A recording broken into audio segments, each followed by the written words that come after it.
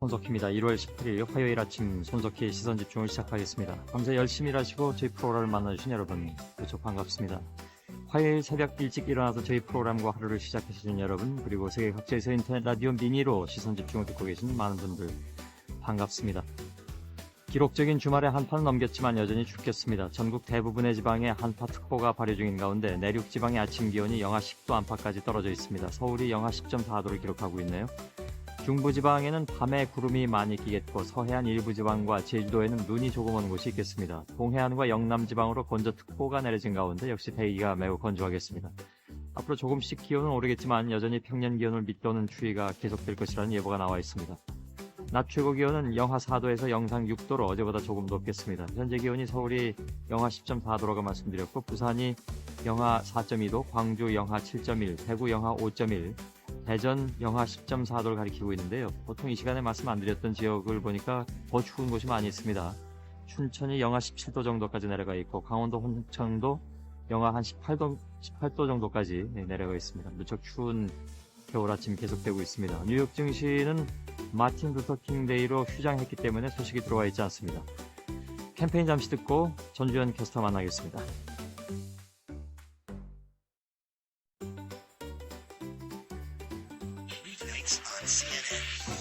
مشاهدينا مع الجزيرة هذا الصباح.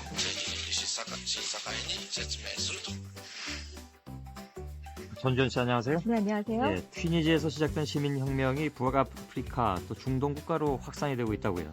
튀니지에서 한 대졸 노점상의 분신으로 시민혁명이 일어난 뒤에 알제리와 이집트, 또 모리타니 등 주변 북아프리카 국가들에서 이를 모방한 분신 시위가 잇따르고 있습니다. 분신 시위가 이어지는 것은 오랜 독재 권력에 시달려온 국민들이 튀니지에서 일어난 시민혁명에 자극을 받았기 때문인데요. 특히 알제리와 수단 등에서는 물가 급등과 실업난에 항의하는 시위가 연일 벌어지면서 민주화 요구가 고조되고 있습니다. 또 예멘, 요르단, 시리아 등에서도 민주화 요구 시위가 확산되고 있는데요. 시위대는 튀니지의 시민혁명을 지지하면서 장기 집권 중인 권위주의 체제의 종식을 요구하고 있습니다. 이렇게 확산되는데도 어저께 얘기한 SNS, 즉 소셜 네트워크 사이트, 서비스, 하여간 여러 가지로 부르던데 아무튼 이게 그렇게 많이 역할을 한다면서요? 그렇습니다. 언론을 통제하는 중동과 아프리카 국가들에서 민주화 시위가 확산되는 데는 인터넷과 소셜 네트워크 사이트들이 중요한 역할을 하고 있는데요. SNS를 통해서 이집트의 민주화 시위를 벌이자고 촉구하는 그룹도 나타났습니다.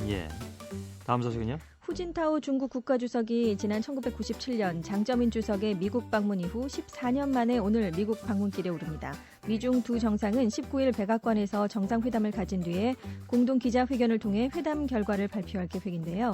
정상회담에서는 북핵 해법 마련을 위한 육자회담 재개 여부 등 한반도 문제에 대해서도 논의가 이뤄질 것으로 보입니다. 후진타오 주석의 방미는 후 주석 재임 중 첫 번째 국빈 방문이고 미중 관계의 해빙을 알렸던 핑퐁 외교 40주년에 이뤄진다는 의미도 있는데요. 특히 글로벌 금융위기 이후 G2로 급부상하고 있는 중국이 21세기의 두 번째 10년대를 시작하면서 미국과 어떻게 갈등을 해소할지 큰 관심을 끌고 있습니다. 다음 소식은요? 오바마 미국 대통령이 25일 의회 국정연설을 하게 되는데요. 사상 최초로 민주 공화당 의원들이 자리를 섞어서 앉기로 했습니다. 상하원 의원들이 모두 참석한 가운데 진행되는 대통령의 연초 의회 국정연설 때 자리 배치는 하원 본회의장에 당별로 나눠 앉는 게 관행이었는데요. 하지만 지난 애리조나주 총격 사건이 극단적인 정치적 대립에서 비롯됐다는 자성의 목소리 속에 여야 화합이라는 상징적인 차원에서 올해는 이 관행을 깨보기로 했습니다. 의회의 화합 분위기 속에 오는 20일 오바마 대통령이 취임 2주년을 맞는데요. 남은 임기는 개혁에서 중도 실용으로 정책 노선을 바꿀 것으로 예상됩니다. 경제 회복과 일자리 창출의 우선순위를 두고 중도 성향의 무당파층을 끌어안으려는 노력으로 해석되는데요. 중간 선거 직후 레임덕 회기에서 공화당과 감세 연장에 합의하면서 정책 노선 변화를 본격화하기 시작했었습니다. 우리도 섞어 앉으면 어떻게 될지 모르겠군요. 궁금하네요. 다음 소식은요? 위키릭스가 스위스 은행의 비밀 고객 2,000명의 명단을 확보해서 고객들에 관한 정보를 폭로할 예정입니다. 전직 스위스 은행 간부가 탈세 의혹이 있는 전 세계 부유층 고객 2,000명의 계좌 정보를 위키릭스에 제공했습니다. 1999년부터 2009년까지 거래한 미국과 영국, 아시아의 기업인과 정치인, 또 다국적 기업의 거래 내역이 포함된 것으로 알려졌는데요. 위키릭스 측은 넘겨받은 관련 정보를 내부 분석 및 확인 작업을 거쳐서 공개하겠다고 밝혔습니다. 위킬릭스가 사이트에 이 정보를 공개하려면 몇 주가 걸릴 것으로 보입니다. 위킬릭스는 이미 월스트리트 대형 은행에 대해서도 대규모 폭로를 예고한 상태인데요. 예. 위킬릭스의 설립자 어산지는 올해 폭로될 문서들은 엄청난 충격을 줄 것이라면서 세계 각국과 100여 개 국제기구에 관한 외교 전문을 공개할 것이라고 예고한 바 있습니다. 예. 한 가지 더요. 긴축 재정 정책을 펴고 있는 영국 정부가 무상 의료 제도를 대대적으로 손질하기로 해서 찬반 논란이 뜨겁습니다. 영국 정부는 의료 예산의 80%를 관리해오던 정부 산하기관을 2013년 4월까지 폐지하는 대신 우리나라의 보건소에 해당하는 각 지역 GP가 예산을 운영하도록 하는 내용의 공공의료개혁법안을 이번 주에 발표할 예정입니다. 예. 법안은 또 병원마다 의료 서비스가 차별화될 수 있도록 경쟁 원리를 도입하고 민간 의료 서비스 영역도 확대하는 내용을 담고 있는데요. 이를 통해서 앞으로 4년 동안 공공의료 예산에서 200억 파운드, 우리 돈으로 35조 원을 줄이기로 했습니다. 예. 하지만 야당인 노동당과 노조는 이번 법안은 무상 의료의 근간을 뒤흔드는 내용으로 의료 인력과 조직을 줄이면 결국 의료의 질만 떨어뜨릴 것이라면서 반발하고 있습니다. 예. 수고하셨습니다. 감사합니다. 전주현 외신캐스터였습니다.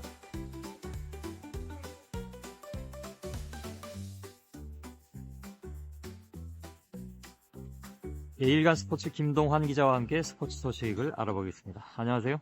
네, 안녕하십니까? 예. 우리 축구대표팀은 오늘 밤 인도하고 조별리그 마지막 경기를 벌이죠. 네, 그렇습니다. 오늘 밤 10시 15분입니다. 인도와 3차전을 벌입니다. 우리와 같은 조인 호주하고 바레인도 같은 시간에 동시에 경기를 갖고 8강 진출 팀을 가리게 됩니다. 예. 1승 1무를 거두고 있는 우리나라는 사실상 조 2위를 확보해 놓은 상태인데요. 인도와 비기기만 해도 8강에 오를 수 있습니다. 인도가 이번 대회에 출전한 16개국 중에 가장 전력이 뒤처지기 때문에 우리가 진다는 것은 상상하기 어려운 상황입니다. 예. 결국 호주와 바레인의 경기에서 8강에 오를 나머지 한 팀이 결정될 수 있는데요. 현재 우리와 나란히 1승 1무인 호주가 1승 1패인 바레인보다는 한 수 위인 것으로 평가됩니다. 예. 호주는 비기기만 해도 되고요. 바레인은 무조건 이겨야 8강에 오를 수 있습니다. 예. 베스트 멤버가 다 나선다면서요? 상대팀이 약체라 하더라도? 네, 그렇습니다. 조항래 감독은 박지성, 이청용, 기성용, 구자철 같은 베스트 11을 총 출동시키기로 했습니다. 예. 8강 이후를 대비해서 주전 선수들을 쉬게 해주는 게 좀 낫지 않느냐 이런 의견도 있는데요. 하지만 꼭 이겨야 되는 경기입니다. 조 1위로 8강에 올라가기 위해서인데요. 예. 똑같이 8강에 진출한다고 해도 조 1위와 2위는 천지차입니다. 이웃 조인 D조에서 이란이 이미 조 1위를 확정 지었기 때문인데요. 이란은 우리나라, 호주와 함께 이번 대회 3강으로 꼽히는 강팀입니다. 예. 조 2위가 되면 8강전에서 이란과 대결해야 되기 때문에 반면에 조 1위가 되면은 그 한 수 아래로 평가되는 이라크나 북한과 상대할 수 있기 때문에 예. 반드시 1위를 해야 되는 그런 상황입니다. 예. 만약에 조 1위로 올라가면 이란하고는 결승에서나 만날 수 있게 됩니다. 때문에 우리는 전력을 다해서 인도한테 이겨야 되고 또 호주와 2승 1무로 동률이 될 수도 있기 때문에 최대한 많은 골을 넣어야 됩니다. 예. 그냥 이기는 것만 가지고는 안 되니까 베스트 11을 출동시킬 거 아니에요? 네, 그렇습니다. 몇 골 차 이상 내야 됩니까? 최소한? 현재 상황 봐서는 5골 차 이상 내야 될 것 같습니다. 예, 우리가 호주한테 현재 골 득실에서 3개 뒤져 있습니다. 1차전에서 우리가 바레인한테 2대1로 1점 차로 승리를 거둔다 반해서 호주는 인도를 4대0으로 이겼기 때문인데요. 예. 그래서 우리는 최소한 호주가 인도한테 넣은 것보다 한 골은 더 넣는 것이 좋습니다. 예. 예. 그리고 만약에 골 득실과 다득점까지 똑같다면 페널티킥과 경고, 퇴장 이게 적은 순서대로 우열을 가리기 때문에 예. 우리는 현재 바레인전에서 곽태희 선수가 페널티킥을 주고 퇴장 당한 전력이 있기 때문에 우리로서는 한 골이라도 더 넣는 게 유리합니다. 예. 근데 이게 뭐 인도가 아무리 약체라 하더라도 그 골대 지킨 사람이 없는 것도 아니고 5골 이상 쉽게 뺏을 수가 있을까요? 현재로서는 5골 이상 충분히 기대할 수 있다고 이렇게 생각하는데요. 예. 인도는 객관적인 전력상 이번 대회 참가한 팀 중에 제일 낮은 팀입니다. 피파 랭킹 144위고요. 아시아 축구 연맹의 3부 리그라고 할 수 있는 챌린지컵 대회에서 우승해서 이번 대회 출전권을 따냈는데 아무래도 대부분 팀들이 1부 리그 속해 있는 팀들이기 때문에 수준 차이가 좀 클 수밖에 없습니다. 예. 호주한테 0대4로 졌을 뿐만 아니라 바레인한테도 5골이나 허용했습니다. 예. 그만큼 수비가 허술하다는 뜻인데요. 우리나라와는 1993년에 미국 월드컵 예선에서 2번 만난 게 마지막 대결이었는데 우리가 3대0, 7대0으로 모두 이겼습니다. 예. 그렇기 때문에 이번에도 오히려 전력이 더 우리는 낮기 때문에 그 이상 점수를 낼 수 있다고 보고요.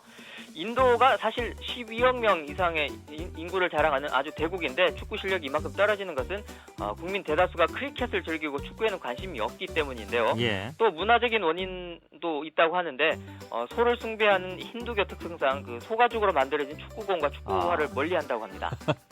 아, 그런 게 있겠군요. 근데 옛날엔 또 잘했다고 하던데. 아무튼 네, 최근에 90년대는 그래도 뭐 이번 대회 아시안컵 대회에서 2번이나 준우승했다는 그런 전력도 있다고 예. 합니다.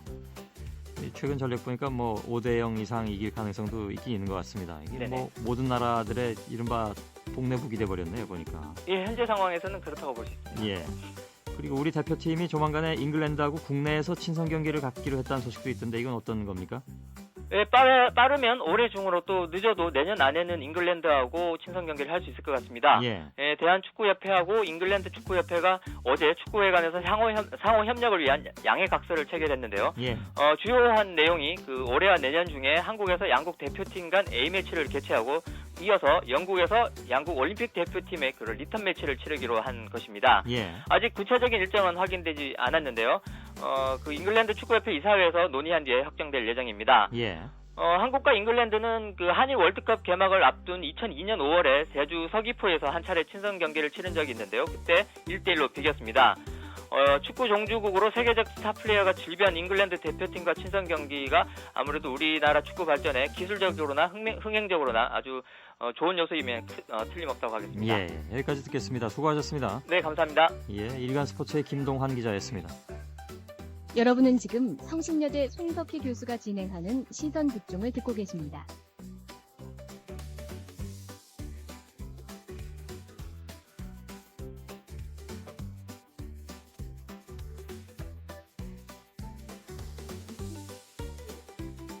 뉴스포커스 시작하겠습니다. 어제 교육과학기술부에서 학교문화 선진화 방안을 발표했습니다. 원칙적으로 체벌은 금지하되 팔굽혀 펴기 같은 간접 체벌은 허용하고 교육감의 학칙 인가권을 폐지하는 내용을 담고 있는데 이에 대해서 진보 성향의 교육감들이 일제히 반대 입장을 내고 있습니다. 교육과부의 입장이 무엇인지 교과부 학교생활문화팀 오승걸 팀장이 연결되어 있습니다. 여보세요? 네, 안녕하세요. 예, 안녕하십니까? 네. 먼저 학교문화 선진화 방안의 주요 내용을 좀 설명해 주시죠. 네. 학교 문화 선진화 방안은 크게 세 가지 정도의 내용을 담고 있습니다. 예.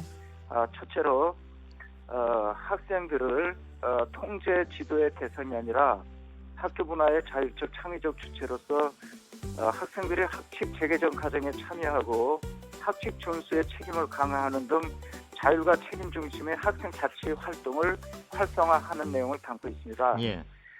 둘째로는 최근 학교 선생님들께서 학생 지도의 어려움을 호소하고 계시는데 이러한 문제점을 해소하고 단위 학교의 학생 지도에 대한 자율성과 책무성을 확대하는 등 간접 체벌을 허용한다든지 예. 출석 정지 제도 등의 내용을 담고 있습니다. 예. 셋째로는 보다 근본적인 관점에서 학생들의 인성 교육이 필요하다라는 인식에서 가정과 지역사회가 함께 인성 교육을 강화하는 등의 내용을 담고 있다고 할 수 있습니다. 예. 역시 말씀하신 세 가지 중에 가장 눈에 띄는 것은 간접 체벌 허용인데요. 네네. 간접 체벌을 허용할 뿐만이 아니라 이제 각 교장들이 학칙을 정하면 교육감이 거기에 대해서 참견을 못하도록 한다. 그러니까 교육감의 학칙 인가권을 폐지하는 그런 내용 두 가지가 핵심인 것 같습니다. 네네. 간접 체벌 허용이라고 했는데 간접 체벌은 어디까지가 간접 체벌입니까? 지금 우리 현행 법령에 체벌과 관련되어 있는 것이 이렇게 나와 있습니다. 예. 교육상 불가피한 경우에는 어떠한 학생들의 신체에 고통을 주지 아니하는 훈육 훈계의 방법으로 지도할 수 있다. 예. 라고 되어 있는데 실제 훈육 훈계의 방법을 사용할 때 지금까지 학생들에게 일부 시도교육청에서 체벌을 금지한다라고 되어 있는데 예. 지금까지 학교에서는 직접 체벌이 이루어진 점이 없잖아 있었습니다. 예.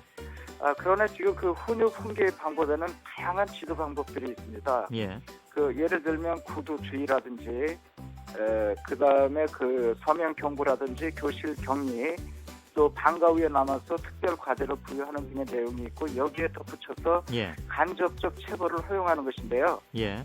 이번에 도입하는 간접적 체벌은 어떻게 보면은 직접적인 체벌 못지않게 교실 격리라든지 예. 별도의 조치가 더 엄격하고 가혹한 벌이 될 수 있습니다. 예.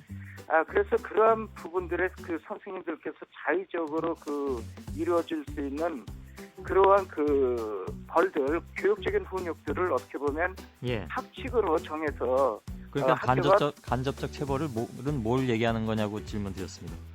예. 간접적 체벌은 그러니까 지금 우리가 교실 뒤 서있기라든지 예, 운동장 돌기와 같이 학교 구성원들이 학칙으로 합의해서 예, 이러한 그 학생들의 신체적 또는 그 정신적인 성장 단계라든지 또는 이런 계절적인 요인 등을 감안해서 예, 충분히 그 학교가 통제된 어떠한 방식으로 그러니까 그 절차와 기준. 그러니까 예를 들면 그다음에 너무 추운 날은 운동장 돌기는 못 한다라든가 뭐 이런 그렇죠. 걸 너무 뜨거운 날에 뭐 이렇게 이제 학생들 돌게 한다 그러면은 예. 학생들에게 그 여러 가지 그 어떤 가혹한 그런 신체적인 그러니까 고통을 예를 줄수 있기 들면 때문에 제가 아까 팔굽혀펴기 등 이런 그 말씀을 드렸는데 네. 직접 어떤 도구나 신체를 사용하지 않은 네네. 그런 그 육체적 고통을 일부 수반할 수 있는 네네. 얘기가 굉장히 괜히 어려워지는데요. 네네. 팔굽혀펴기, 뭐 운동장 돌면서 뛰기, 오리걸음 이런 게 다 포함됩니까? 그러니까 이제 그 두 가지 점에 문제가 있습니다. 지금 말씀하신 것처럼 예, 그 도구나 신체를 사용하는 체벌은 엄격하게 직접 체벌이기 때문에 금지가 되고요. 예, 그 다음에 그 시간의 그 어떤 지속성이라든지 동작의 반복적인 그러한 그것을 요구하는 체벌들은 예, 학생들에게 그 어떤 직접적인 체벌보다 더 가혹한 체벌이 될 수가 있습니다. 예, 이런 부분들은 저희가 허용하는 것이 아니고요. 예, 다만 이런 팔굽혀펴기라든지 이런 부분들도 학교가 학칙으로 예, 학생의 신체적인 어떤 발달 단계에 따라서 횟수를 제한한다든지 예, 어떤 교실 뒤에 서 있기도 1시간 이상 서 있게 하면 그것은 상당한 고통을 수반하지만 예. 학교가 학칙으로 5분 내지 10분 정도를 제한적으로 정해서 이렇게 시행할 수 있다고 한다면 예. 그 부분은 충분히 교육적인 훈육이다라고 알겠습니다. 저희들은 뭐 지금 판단하고 그 있습니다. 말씀하신 모든 것들이 일단 그 체벌 금지하는 교육청에서는 다 금지되어 있는 그런 상황인데요. 네네. 근데 이제 일부 이제 직접적인 체벌을 빼놓고 간접 체벌을 허용한다 하는데 네, 그것이 현실적으로 학생들한테 오히려 더 큰 고통을 줄 수도 있다라는 말씀을 하시면서 네네. 그래서 그걸 막기 위해서 이제 그 한도를 둬서 한다. 그러니까 뭐 시간을 제한을 둔다든가 횟수를 제한을 둔다든가. 네네. 그건 또 학생들마다 받아들이는 그런 그 수준이 또 다를 수가 있고요. 그러니까 네네. 어떤 학생들한테는 팔굽혀펴기 5번도 무척 힘든 경우도 있을 텐데. 네네. 맞습니다. 아까 기본적으로는 학생들한테 고통을 주지 않는다라는 것이 이제 그 네네. 원래 규정이라고 말씀하셨는데 네네. 고통을 주지 않으면 간접 체벌이 안 될 테고 네네. 고통을 주자면 지금 말씀하신 원래 취지하고 어긋날 테고 네네.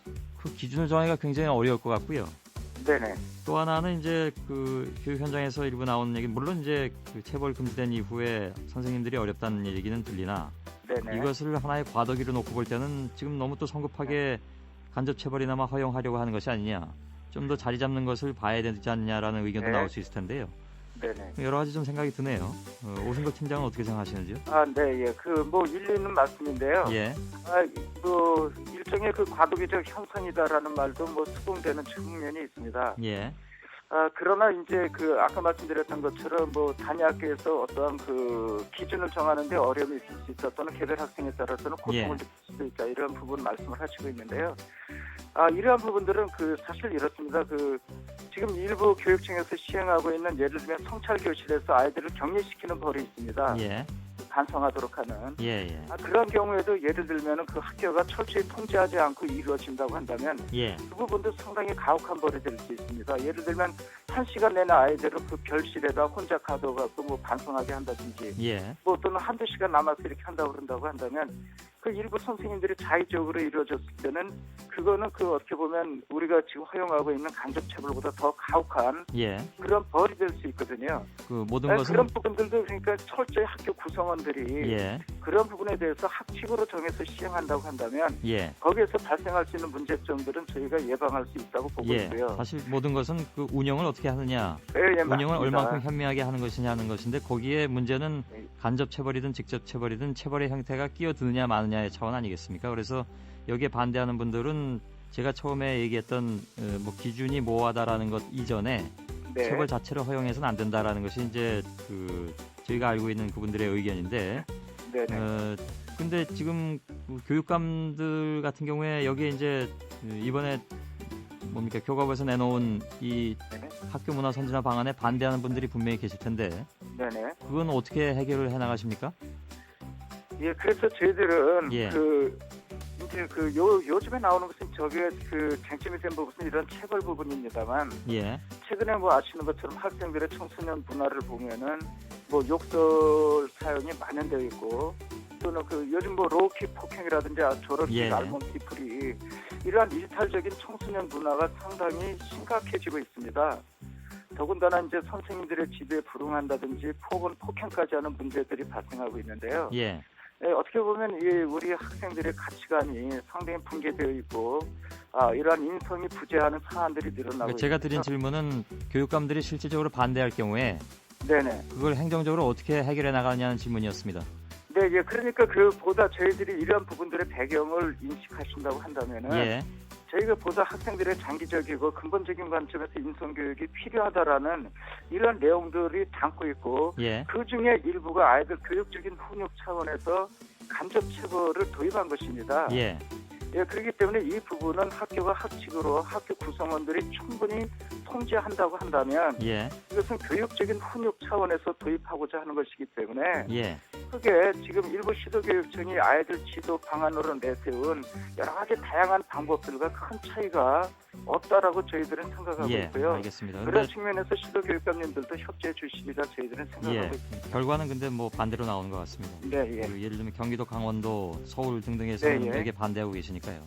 네네. 알겠습니다. 말씀 잘 들었습니다. 네네, 고맙습니다. 네, 교과부 학교생활문화팀 오승걸 팀장이었습니다.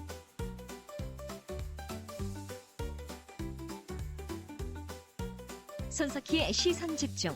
잠시 후에 김정배의 뉴스 브리핑이 이어집니다.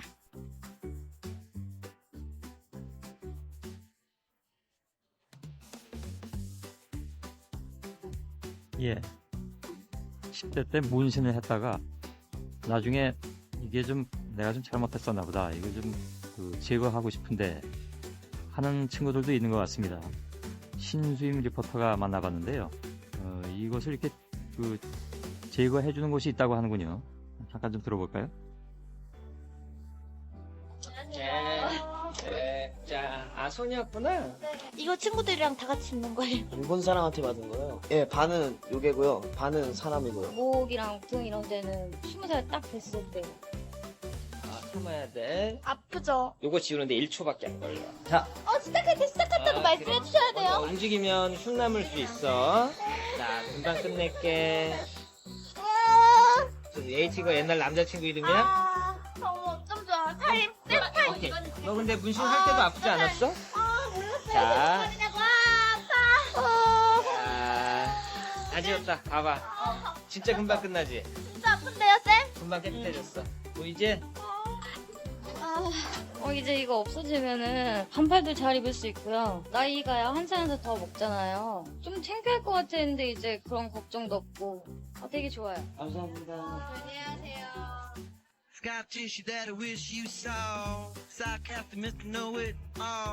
예, 직업 군인의 꿈을 이루기 위해서 컬러 문신을 지우려는 김모군의 목소리가 들렸고 14살 때 친구들과 우정을 다지기 위해서 한 문신 때문에 취업이 힘들어져서 찾아온 이 모양의 목소리도 들렸습니다.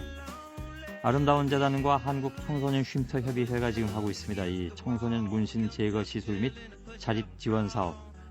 올해 모두 17명의 청소년들이 과거에 만들었던 문신 이 상처를 지운다고 하네요. 웻 핫 칠리 페퍼즈의 스카 티슈가 흐르고 있습니다. 뉴스ช็ 풍경 신수임 리포터의 주제였습니다.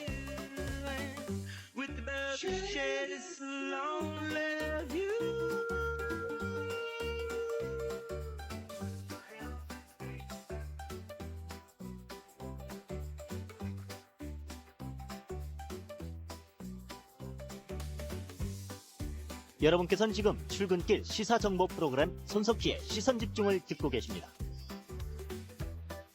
예, 시사평론가 김정배 씨 안녕하십니까? 네, 안녕하세요. 예.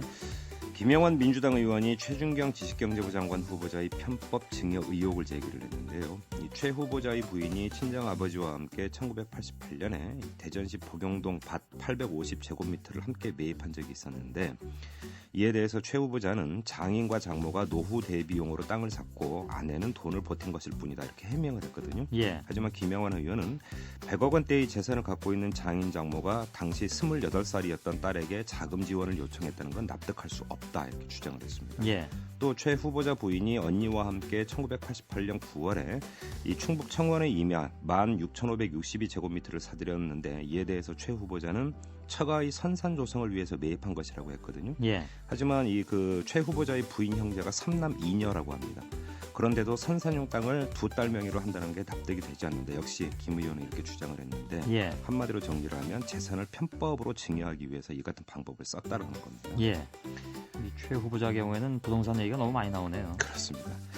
그리고 북한이 2007년에 이란 멜라트 은행 서울 지점을 통해서 250만 달러를 송금한 적이 있다 이런 사실이 밝혀졌다고 하는데요. 예. 이 위키리크스가 공개한 미 외교 전문을 통해서 드러난 것이라고 합니다. 이란 내 홍콩 일렉트로닉스가 2007년 11월부터 세 차례에 걸쳐서 이란 내 파르시 은행 계좌에서 멜라트 은행 서울 지점으로 250만 달러를 송금을 했고 이 가운데 150만 달러가 중국 및 러시아 계좌로 빠져나갔다고 하는데요. 미국은 홍콩 일렉트로닉스를 이 북한 무기 수출의 금융 지원을 담당하는 단천은행의 페이퍼 컴퍼니로 봤다라는 거고요. 예. 이에 따라서 미국이 한국 정부에 조사를 요청을 했지만 한국 정부는 별다른 혐의점을 밝혀내지 못했다고 합니다. 예. 그런데도 미국이 2009년에 거듭 조사를 요청을 했고 한국이 멜라트 은행에 2개월 영업정지 조치를 내렸다라는 겁니다. 예. 예.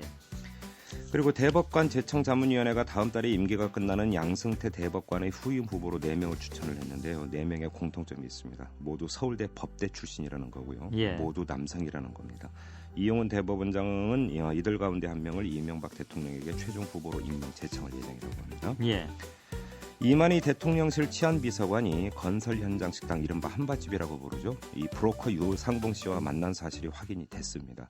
이 비서관은 경기경찰청 3부장으로 있던 2009년 4월에 강일학 당시 경찰청장의 지시로 사무실로 찾아온 유상봉 씨와 만났다고 합니다. 예. 이 비서관은 처음 만난 자리에서 자신도 모르는 사람을 소개해달라는 부탁을 하는 모습을 보고 자연스럽게 유 씨를 피하게 됐다 이렇게 주장을 했다고 하는데 예. 검찰은 이 비서관을 참고인 자격으로 소환 조사할 계획이라고 합니다. 그리고 서울중앙지법 형사합의 22부 심리로 어제 열린 한명숙 전 총리 공판에서 이 한신건영 경리부장으로 일했던 정모 씨가 증인으로 나왔는데요. 이 자리에서 한 전 총리에게 주려고 9억 원을 준비한 게 사실이다 이렇게 주장을 했습니다. 예. 이 정 씨는 최초 검찰 조사 당시 5억 원이라고 진술을 했는데 한만호 사장님이 9억 원이라고 해서 조사를 마친 뒤 집에 가서 세부 대역을 살펴보니까 한 전 총리 쪽으로 준비된 돈이 4억 원이 더 있어서 다음날 검찰 조사에서 9억 원이라고 정정했다 이렇게 밝힌 겁니다. 예. 하지만 한만호 씨는 이전 공판에서 이 장부들이 사후 기재된 것이라 증거 능력이 없다고 주장을 했고요. 정 씨의 9억 원 진술은 내가 시키는 대로 말한 것이다 이렇게 주장한 바 있습니다. 예. 뭐 이 공판은 계속 엎치락뒤치락이군요. 판결까지 가봐야 할 것 같습니다. 예.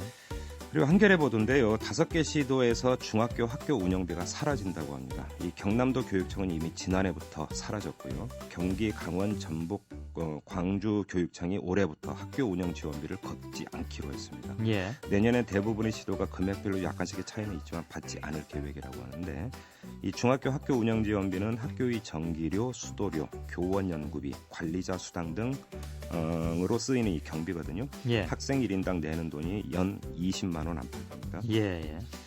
그리고 서울신문 보도인데요. 경북 군의군이 올해부터 지역 초중고교에 입학하는 모든 학생에게 입학 축하금을 주기로 했다고 합니다. 입학 축하금은 초등생이 60만 원이고요. 중학생이 50만 원, 고교생이 100만 원이라고 합니다. 예. 군의군은 또 중학교 3학년 진학생에게도 50만 원의 특별 축하금을 주기로 했다고 하는데 다른 데로 자꾸 빠져나가나 보죠? 바로 이제 그게 문제인 겁니다. 그래서 주민등록의 전입을 유도하고 전출을 방지하기 위해서 뭐 이같이 이제 돈을 준다는 건데요. 예. 이 전체 대상자는 500명 가량이라고 합니다. 예. 그리고 경향신문 보도인데요. 서울경찰청이 서울 전체 법정동 456곳 가운데 133곳을 서민 밀집 지역으로 분류한 다음에 이곳에서 발생한 살인, 강도, 절도, 폭력, 강간 등 5대 범죄가 10만 913건으로 서울에서 발생한 전체 그 범죄 건수의 72.7%다 이렇게 밝혔습니다. 예. 경찰은 이 같은 통계를 토대로 서민 밀집 지역에서는 주민들의 방범 의식이 매우 취약해 반복적으로 범죄가 발생하고 있다 이렇게 주장을 하기도 했는데요. 예. 하지만 경찰의 통계가 자의적이라는 지적이 나오고 있습니다. 이 경찰은 서민을 규정할 때 소득 수준과 직업 대신에 쪽방, 달동네, 다가구 밀집 지역, 재개발 예정지 등을 기준으로 삼았고요. 여기에다가 유흥가도 서민 밀집 지역에 포함을 시켰습니다. 예. 이 때문에 강남 경찰서 관내 법정동 6곳 가운데 5곳이 서민 밀집 지역으로 분류가 됐는데 유흥가가 포함이 되면 당연히 범죄 건수는 올라가는 것 아니겠습니까? 예. 근데 이걸 범죄 의식과 연결이 짓는 것은 문제가 있어 보이고요. 국민일보 보도인데요. 생계형 범죄가 증가를 하고 있다고 합니다. 몇 가지 사례를 소개해드리면 40대 전모 씨가 지난 14일 서울 봉천동의 한 마트에서 1만 원가량 하는 칫솔 세트를 훔치다가 걸렸습니다. 예. 이 전 씨는 칫솔이 필요했는데 돈이 모자라서 훔쳤다 이렇게 진술을 했고요. 또 60대 김모 씨는 지난 13일 이 서울 지하철 4호선 수유역 앞에서 무가지 60불을 훔치다가 잡혔는데 예. 2년째 간암 투병 중인데 돈이 없어서 약값을 마련하고 훔쳤다고 진술을 했습니다. 예. 또 60대 독거노인 박모 씨는 지난 4일이었습니다. 생활비를 아끼기 위해서 서울 신림동의 한 마트에서 라면과 참치캔을 훔치다가 잡혔는데요. 뭐 이것 말고도 사례는 여러 가지가 더 있다고 합니다. 오피스텔 경비실에 난로가 사라지는 경우, 아파트에 배달된 우유가 없어지는 경우도 늘어나고 있다고 합니다. 예. 예전에 60, 70년대는 대부분 이런 그 생계형 범죄가 좀 많이 있었는데요. 네. 다시 그 모습을 보는 것 같군요. 그만큼 팍팍해졌다는 얘기가 되겠죠. 살림살이가 어려워졌다는 얘기가 되겠죠. 예. 그리고 2012학년도부터 한 출판사가 발행하는 중학교 3학년 국어 교과서에 강원도 사투리가 실릴 예정이라고 합니다. 이 김성룡 시인의 나무로 창을 내겠소라는 시를 강릉 사투리로 소개한 다음에 표준말로 다시 바꾼 내용이라고 하는데요. 예. 남쪽으로 창을 맹길겠소. 이게 바로 나무로 창을 내겠소라는 강릉 사투리라고 하고요. 남쪽으로 창을 맹길겠소. 그렇습니다. 예. 마커와 자세도 좋지요라는 사투리가 있습니다. 이게 무슨 뜻인지 아십니까? 모르겠는데요. 함께와 드셔도 좋습니다. 이런 뜻이라고 강릉 사투리라고 합니다. 예. 네. 재밌네요. 억양도 좀 넣어야 되는데 제가 많은 바가 없어서. 그러게. 한파로 이 전력 사용량이 급증하면서 전남 여수 산업단지에서 정전이 발생을 했고요. 그 피해액이 수천억 원대에 이를 것으로 추정이 되는데 20분 정전이 되는데 이렇다고 하고요. 예. 이 올해 한파가 매섭다고 하지만 기록으로 보면 역대 22에서 30위 안에 드는 그 정도의 수준밖에 안 된다고 합니다. 그동안 너무 따뜻하게 지냈다는 얘기인가요? 네, 평균 기온과 평균 최저 기온을 분석 비교한 결과 이렇게 나왔다고 하는데 예. 올해 겨울보다 지난해 겨울이 더 추웠다고 합니다. 지난해 1월의 평균 기온은 영하 7.5도로 올해보다 0.5도 내지 0.8도 더 낮았다고 하는데 예. 그런데도 올해가 더 춥다고 느끼는 이유가 뭐냐? 지난해에는 그 눈이 많이 내려서 관심이 추위와 폭설로 분산된 반면에 예. 올해는 이렇다 할 눈이 없기 때문에 관심이 추위로 집중되기 때문입니다. 그런가요? 네. 네. 잘 이게 공감은 잘 안 가네요. 워낙 요즘 전문가 분석입니다. 수고하셨습니다. 고맙습니다. 시사평론가 김종배 씨였습니다.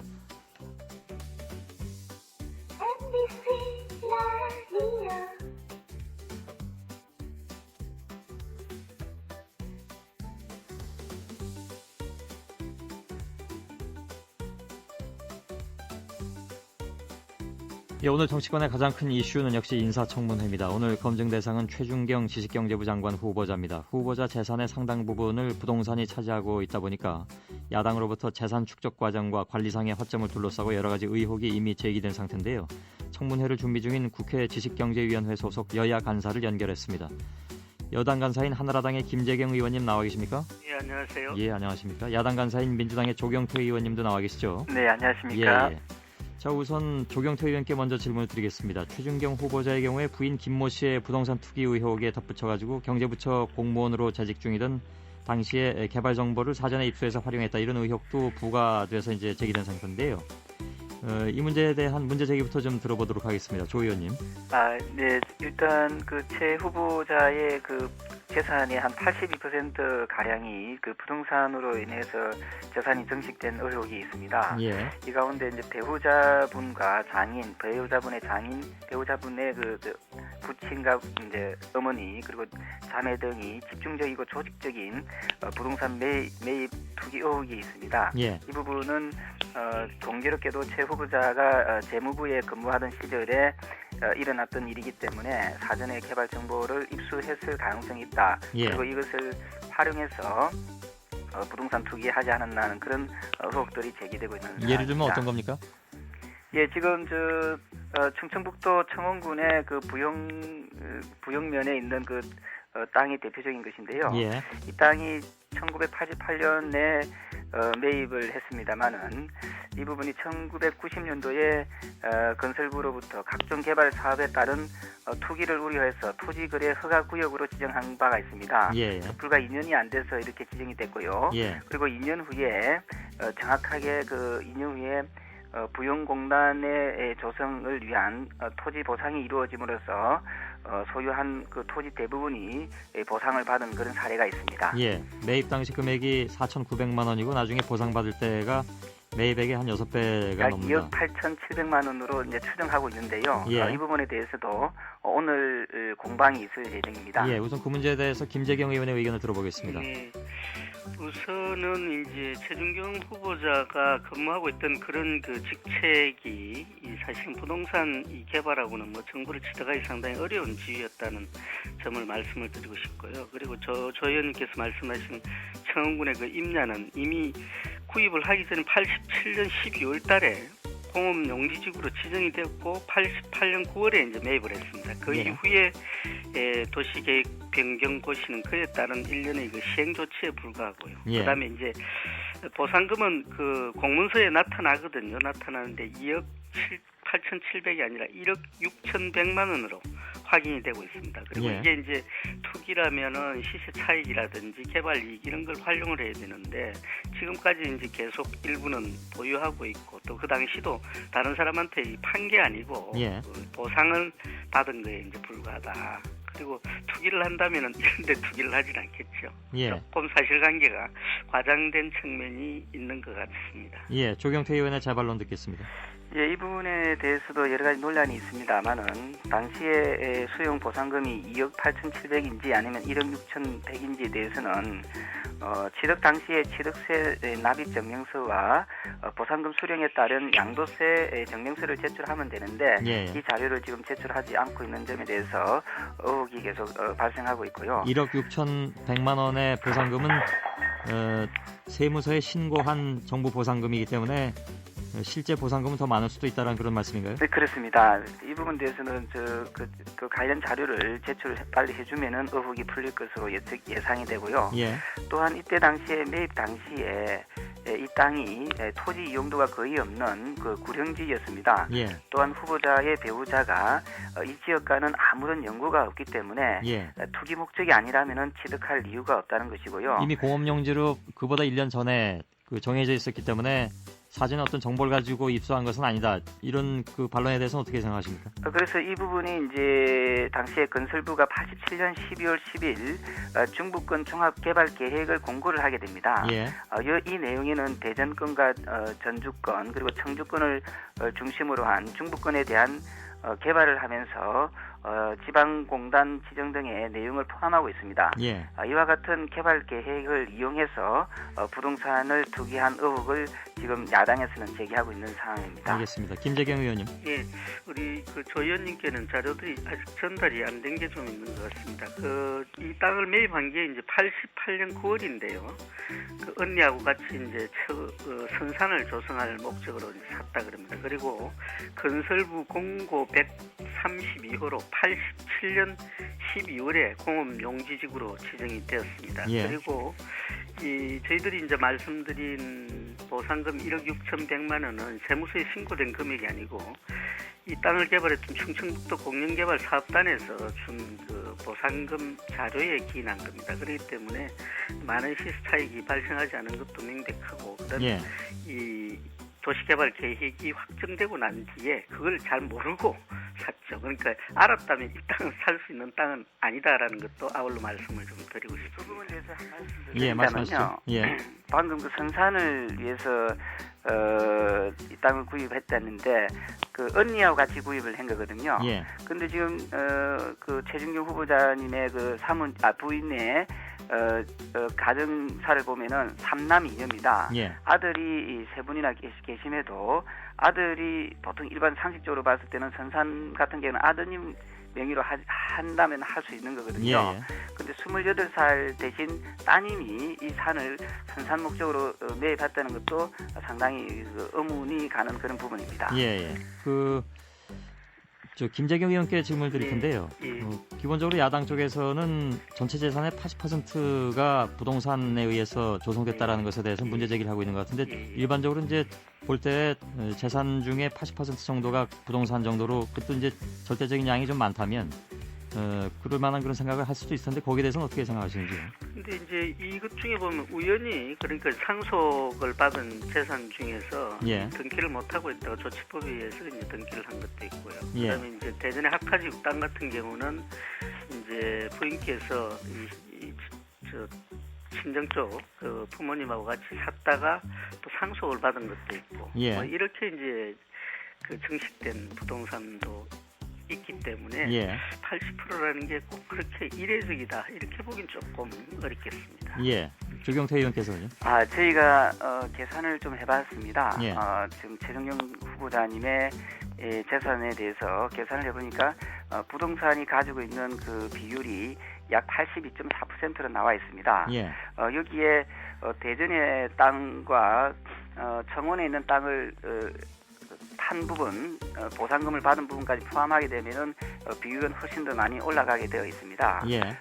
그리고 앞서 말씀드린 대전의 그린벨트 내에 위치된 땅 역시 5배 이상의 이익을 냈다는 그런 의혹이 있는데, 예, 그 문제로 좀 넘어갔으면 좋겠는데요. 예, 이때도 보면은 장인어른하고 따님이 1988년 1월 달에 공동으로 매입하게 됩니다. 예. 근데 잘 아시다시피 장인어른께서 재산이 약 100억 정도 가지고 있는 자산가입니다. 예.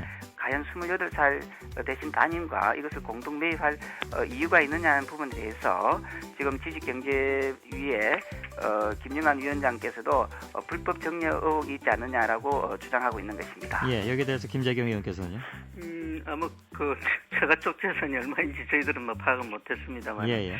후보자 설명을 들어보면은 장인어른께서 그 서해안에 염전을 하셨대요. 예. 그래가지고 그 소금을 이제 대전 쪽에 많이 팔게 되고 또 그쪽에 친척들이 있고 뭐 이런 왕래가 있다 보니까 그 땅을 아마 추천을 받아서 사게 되고 예. 그 무렵에 이제 그 부인이 교사로 있다가 퇴직을 해서 퇴직금이 좀 있었대요. 근데 이제 처가 쪽에서는 그 재산을 어쨌든 자녀들한테 나중에 나눠주긴 나눠줘야 되는데 무슨 이런저런 연고가 있어야 또 좀 나누기가 쉽다 이런 생각을 하시지 않았냐.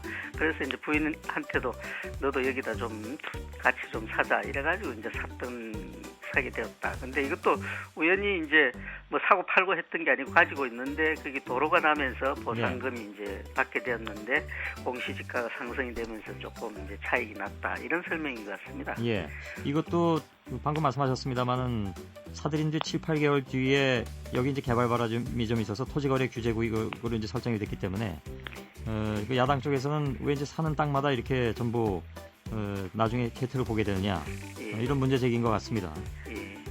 지금 이 땅이 제가 좀 말씀드려도 되겠습니까? 예. 이 땅이 부인과 그 장인 어른께서 공동으로 매입할 때 이 땅은 밭이었습니다. 예. 밭을 절반 가격으로 해서 이렇게 사드렸는데요. 바로 그 옆에다가 또 장모님께서 하루 그 다음 날 1276 평방미터의 그 또 농가를 또 매입을 하게 됩니다. 예. 그 밭이나 어떤 이런 토지는 농사를 짓기 위해서 매입을 해야 되지 않습니까? 예. 근데 이분들은 지금 다 서울에 살고 계셨거든요. 그래서 우리 야당에서는 또 농지법 위반의 의혹까지 제기하고 있고 이 땅들이 지금 현재 많이 팔았음에도 불구하고 지금도 땅이 좀 남아 있거든요. 예. 땅이 남아 있는데 이 땅이 지금 공시지가는 지금 4억 9천 하고 있고 현 시세로 보면은 약 7억 8천 정도의 시세를 가지고 있는 것으로 파악되고 있습니다. 예.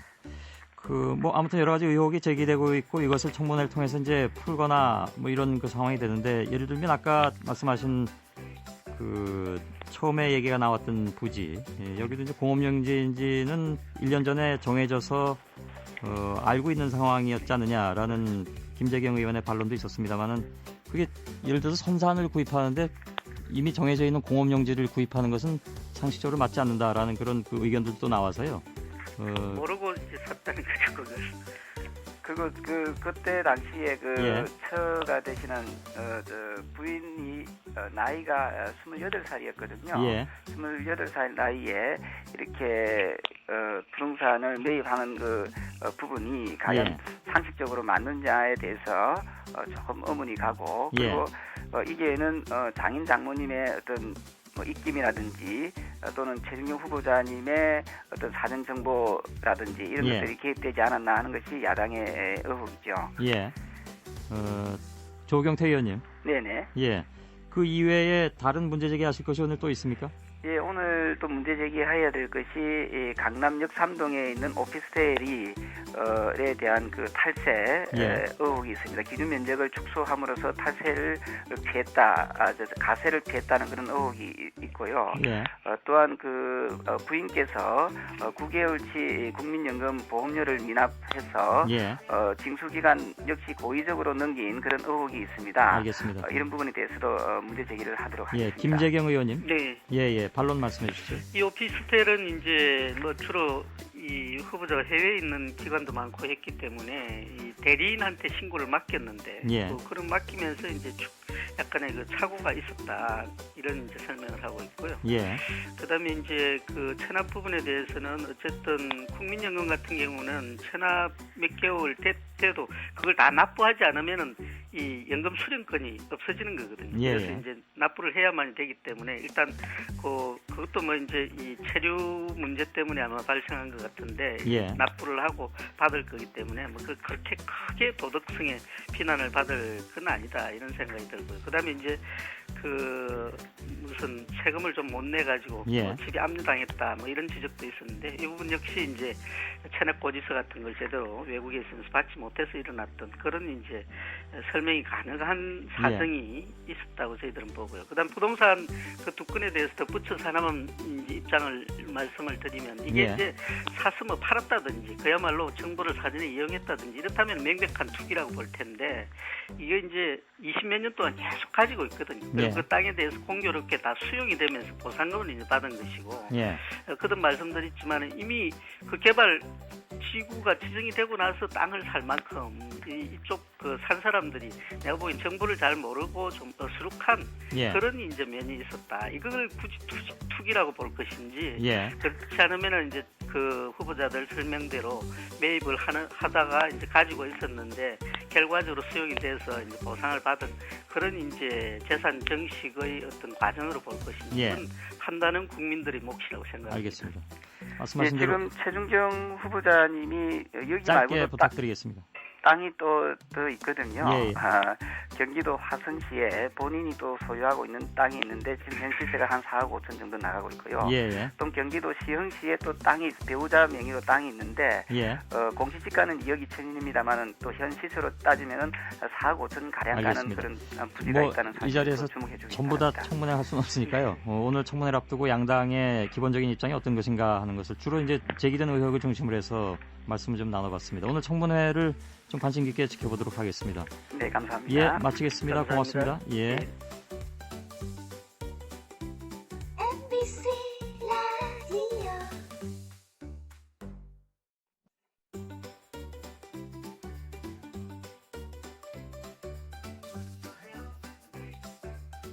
이석현 민주당 의원을 연결하겠습니다. 며칠 전에 안상수 한나라당 대표 아들의 서울대 로스쿨 부정 입학 의혹을 제기했다가 서울대 반박으로 주장을 철회하고 공식 사과한 바가 있습니다. 민형사상으로 모두 고소를 당한 상태인데요. 한나라당 쪽에서는 이런 무차별적인 허위 폭로가 근절돼야 한다. 이런 주장을 강하게 내놓고 있습니다. 직접 의견을 좀 들어보도록 하겠습니다. 여보세요? 네, 안녕하세요. 예, 예. 이석현입니다. 예. 그 의혹 제기와 관련해서는 직접 사과를 하신 거죠? 아, 그렇습니다. 예. 사전에 좀 확인을 해보셨어야 될 텐데 그게 과정이 아마 생략됐던 모양이죠? 의원총회 때 제가 이렇게 얘기했었어요. 안 대표 자제가 부정 입학을 했다고 주장을 했던 것이 아니고요. 예. 이러이러한 제보가 있는데 제가 조사를 해볼 방법이 없다. 예. 사실이 아니기를 바란다. 그러나 사실이면 이게 큰일 아니냐. 예. 그러니까 민주당의 해당 상임위원회가 조사를 해보기 바란다. 이렇게 말했던 거고요. 예. 사실은 이걸 보고했던 우리 당 사무처 실무자가 서울대 로스쿨 행정실에 물어봤답니다. 예. 보고를 하는데 물어봤는데 누가 합격했고 어떤 내용 어떤 점수고 이런 걸 얘기할 수 없다고 또 그러더라고 보고를 받았었어요. 예. 아니 그러니까 발표하시기 전에 서울대 확인 작업을 하셨다는 말씀인가요? 제가 한 건 아니고 예. 우리 사무처 직원이 로스쿨 행정실에 물어봤는데 안 알려주더라고 그래요. 그리고 저는 예. 로스쿨에 아는 교수가 한 분 있어가지고 예. 전화를 했었는데 통화를 못했어요. 전화를 걸어도 나중에 들어보니까 사무처 직원이라면 당 사무처 직원을 말씀하시는 거죠? 그렇습니다. 그러면 이것을 발표하기 전에 지금 의총에서 공개적으로 말씀하시기 전에 당 사무처에다가 확인 작업을 하라고 말씀을 하셨다는 얘기인가요? 그 부분까지 말씀드리면요. 이번에 어떤 제보에 근거한 거냐면은 예. 그런 얘기가 전에부터 있었고요. 그래서 작년에 국정감사 때 우리 당 교육분과 의원들이 로스쿨 입학 시험 후 채점 내역을 달라 예. 서울대에다 요청도 했었다는데 서울대가 그건 안 줬었다고 그래요. 예. 그런데 이번에 믿을 만한 곳으로부터 그런 제보가 들어온 겁니다. 예. 취재원을 보호하기 위해서 정확하게는 말씀 못 드리지만은 우리 당 사무처 간부가 예. 최고의 권력기관에 근무하는 간부로부터 그런 얘기를 직접 듣고 와서 당에다 보고한 겁니다. 그러나 그러니까 저나 박지원 대표나 안 믿을 수가 없었던 것이죠. 그러나 저희가 불찰이 크죠. 조사를 제대로 안 해봐서요. 예. 그러니까 결론은 잘못됐다 이런 말씀이시죠? 그렇습니다. 예.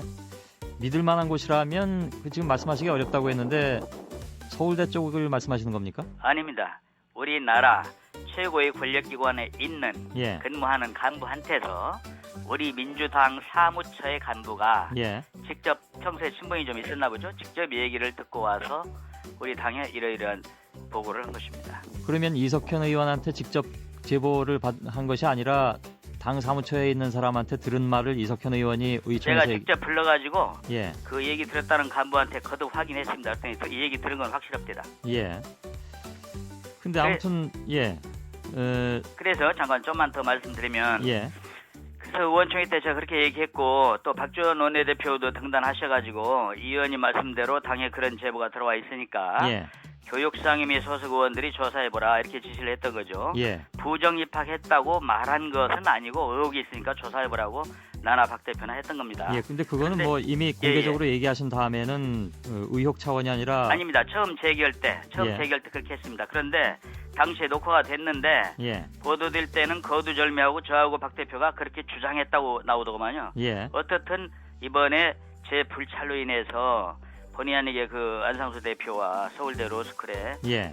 심려를 끼쳐서 정말 마음속으로부터 진심으로 미안하게 생각하고 있습니다. 예. 그렇다면 이게 여전히 좀 듣는 사람 입장에서 두 가지 의문점이 생기는데요. 예. 하나는 애초에 이른바 말씀하신 최고 권력기관의 누구에 대해서 확인 작업을 하셨어야 되는 것이 아닌가. 그리고 무엇보다도 그거는요. 예. 그 사람 자리 날아가는 일입니다. 그런 걸 남한테나 얘기해 줄 수가 없는 것이고요. 예. 신분이 있기 때문에 우리 사무처 간부가 듣고 온 거죠. 그걸 어떻게 확인하겠습니까? 예. 저는 알고 있습니다. 근데 말할 수가 없습니다. 예. 이 정도로 말씀하시면 또 이제 이거는 불특정한 불확실한 걸 가지고 공개적으로 얘기한다라는 비난이 당연히 나올 수가 있는데요. 그게 불확실한 그러니까 제보가 당으로부터 있었다는 것을 이제 말하는 거고요. 예. 제가 드리는 확실한 질문은 거 아닌가는 예. 제가 그런 조사를 할 수가 없습니다. 서울대에서 사실이 예. 아니라고 부인했기 때문에 저는 예. 그걸 이제 받아들였죠. 알겠습니다. 제가 아까 두 가지라고 말씀드린 것은 또 한 군데는 물론 당연히 서울대인데요. 서울대 아는 분한테 전화 한 통화 해보시고 전화를 안 받았기 때문에 그냥 발표하셨다는 건 상식적으로 받아들이기가 좀 어려운 상황이라서요. 그런데요. 예. 사실은 전화도 그나마 좀 더 확인하고 싶어서 했던 거죠. 예. 서울대학교가 성적은 지금도 공개를 안 하고 있습니다. 어떻게 예. 됐냐면 제가 작년 국정감사는 물론이고 제가 얘기한 날도 우리 당 교과위원인 안민석 의원이 예. 서울대학교에다가 모든 그 당시 로스쿨 합격자들의 성적을 내라는 게 아니라 예. 정규적으로 합격한 140명은 말고 예비 후보자가 45명 있지 않습니까? 예. 그중에 6등 했다는 뜻이거든요. 예. 서울대 말이 자제분이 6등 했다. 그러면 그 앞에 10명 정도라도 채점을 한 그 내용을 제출해 달라는데 그건 안 줍니다. 그래서 누구도 가서 들여다볼 수는 없어요. 서울대에서 예. 전화를 해서 할 수 있는 게 아니에요. 확인할 방법이 원래 공식으로 요구해도 그건 안 주는 것입니다. 그러나 제 말은 예. 제 모교인 서울법대 측의 설명을 제가 존중을 합니다. 저는 예. 뭐 확인할 방법도 없고 조국 교수하고는 일면식도 없는 모르는 사람이지만 예. 모교인 서울법대 측에서 그것이 사실이 아니다. 그래서 일단은 그걸 받아들였습니다. 그래서 예. 죄송하다고 했습니다. 알겠습니다. 국회 선진화 특위를 구성하자는 제안이 나왔습니다. 안상수 대표로부터. 여기에 대해서는 어떻게 생각하십니까? 이른바 이제 그 폭로가 좀 무차별적이지 않느냐. 이런 것을 좀 막아야 된다. 이런 차원이라고 안상수 대표는 얘기하고 있는데요. 네, 그 폭력이나 물리적 싸움을 막고 합리적으로 국회 운영을 하자는데 저도 공감하고 동의합니다. 그렇지만은 국회에서의 폭로를 금기시하는 데는 동의할 수가 없습니다. 예. 왜냐하면 폭로라는 건 숨어있는 진실을 밝히는 걸 뜻하거든요. 예. 어떤 의혹이 있을 때 문제를 제기해서 진실을 밝히는 일은 국회가 마땅히 해야 되는 일입니다. 예. 과거에 박계동 의원의 폭로가 없었더라면은 노태우 씨 비자금이 묻혀졌을 거 아니겠습니까? 예. 또 제가 미네르바 구속 때 정부가 주도해서 은행위관에서 요양관리 대책위가 있었다라고 말해서 사실로 드러나지 않았습니까? 예. 4대강 사업 관련해서도 입찰 담화복이나 동지상호 특혜 의혹 같은 거 제가 공개함으로써 세상에 드러난 것입니다. 이번에도 그렇죠. 청와대 불법 사찰 의혹, 예. 또 청와대가 만들어준 대포폰 사건도 제가 제기를 안 했더라면 세상에 안 드러났을 거 아니겠습니까? 그래서 그 문제도 지금 그 정부 여당 쪽에서는 허위라고 얘기하고 있는데요. 그렇습니다. 예, 그게 제가 지금 무척 그 마음 아픈 건데요. 저는 말씀 잘 물어주셨어요. 그 안상수 대표가 저와 박지원 대표를 그 명예훼손으로 예. 검찰에 형사고발하고 또 법원에다가는 위자료로 1억 500만 원을 청구하는 그런 그 민사소송도 제기한 상태죠. 예. 그 안 대표께서 얼마나 참 그 마음이 상하셨으면은 사과한 사람 고수까지 했을까 이해를 합니다. 제 예. 불찰이 정말 크고요. 다만 제가 뭐 그게 법률적으로 뭐 죄가 되는지 어쩐지는 모르겠습니다만은 예. 어쨌든 제 탓이기 때문에 예. 모소도 비난도 제가 다 감수합니다. 알겠습니다. 다만 한 가지 견딜 수 없는 일이 있습니다. 뭐냐면 짧게 정리해 주시죠. 예, 이번 일을 기화로 해서 한나라당하고 일부 언론이 청와대의 불법 사찰 의혹과 대포폰마저 허위라고 몰고 가고 있는 바로 그 점입니다. 아까 예. 말씀하신. 그래서 제가 여기서 제안합니다. 청와대 사찰과 대포폰 국회가 국정조사 해봅시다. 해봐서 예. 제 말이 허위로 드러나면 제가 국회의원직을 사퇴하겠습니다. 예. 그러나 사실로 드러나면은 대통령께서 국민한테 사과하시고 예. 다시는 불법 사찰이 없도록 책임자들 문책하십시오. 알겠습니다. 그 제안은 국정조사군요. 알겠습니다. 말씀 잘 들었습니다. 네네, 감사합니다. 수고하십시오. 이석현 민주당 의원이었습니다.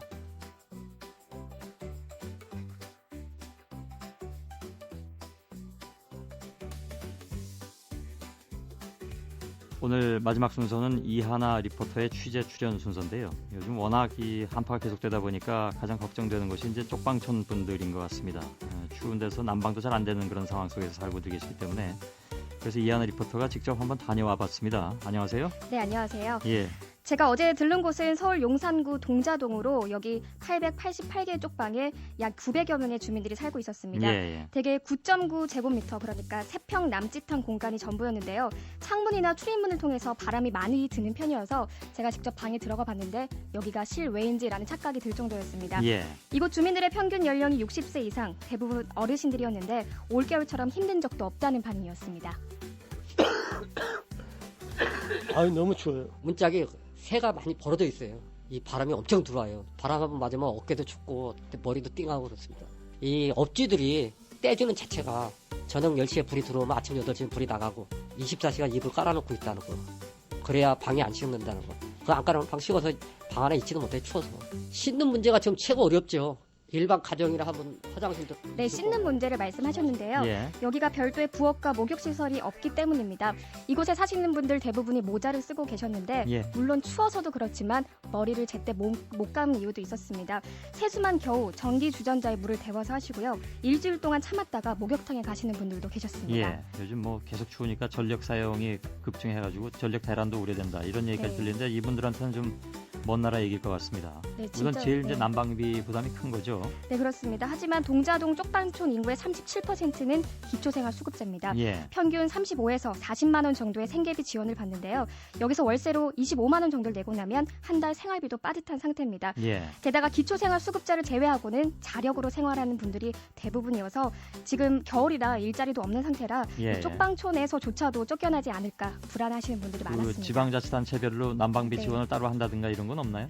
네, 서울에 같은 경우는 월동 대책비라고 해서 수급자들이나 저소득 보훈 대상자에 한해서 일에 5만 원, 그러니까 한겨울을 나는데 총 5만 원만이 지급되는데요. 예, 예. 터없이 부족하고 또 자격이 제한적인 것도 있기 때문에 여러 가지로 불만 사항들이 많았습니다. 예.